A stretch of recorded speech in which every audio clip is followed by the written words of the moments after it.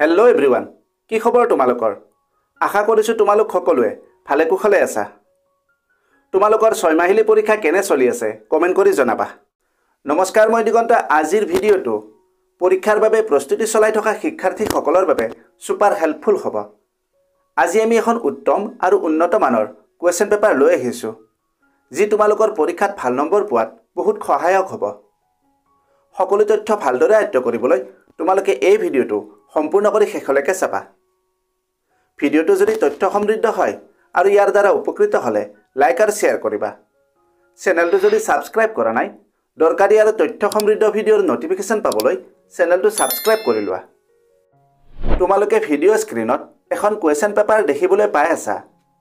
পৰীক্ষাৰ বাবে প্ৰস্তুতি কৰোঁতে প্ৰশ্নকাকত অনুশীলনক এক উত্তম প্ৰস্তুতি কৌশল বুলি গণ্য কৰা হয়। কুৱেশ্যন পেপাৰ প্ৰেক্টিছ কৰাৰ লাভ বহুত।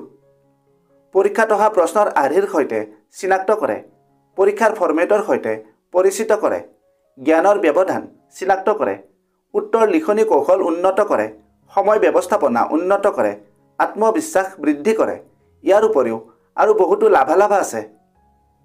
কুৱেশ্যন পেপাৰ প্ৰেক্টিছ কৰোঁতে এটা সময় নিৰ্ধাৰণ কৰি ল'বা।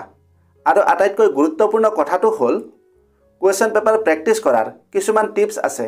যদি সেই কৌশলমতে প্ৰেক্টিছ কৰা, তোমালোকৰ প্ৰস্তুতি বহু পৰিমাণে উন্নত হ'ব আৰু পৰীক্ষাত ভাল নম্বৰো পাবা।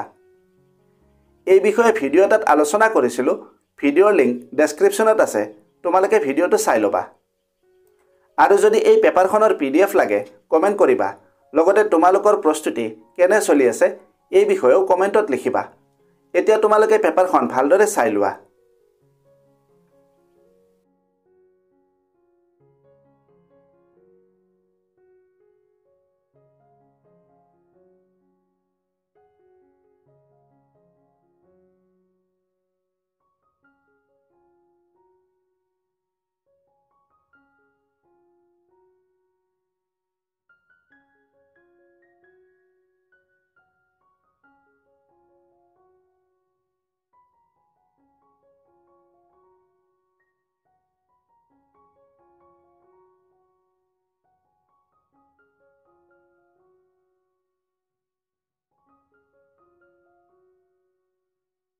ভিডিঅ'টো যদি হেল্পফুল হৈছে তেন্তে বন্ধু বান্ধৱীৰ লগত এই ভিডিঅ'টো শ্বেয়াৰ কৰিবা আৰু লাইক কৰিবা।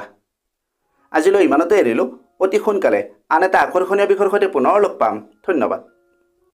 का शॉर्टकट मेहनत और डेडिकेशन, ये चैनल बनाए तेरा परफेक्ट फाउंडेशन। सब्सक्राइब करो, join this ride, let's grow together side by side।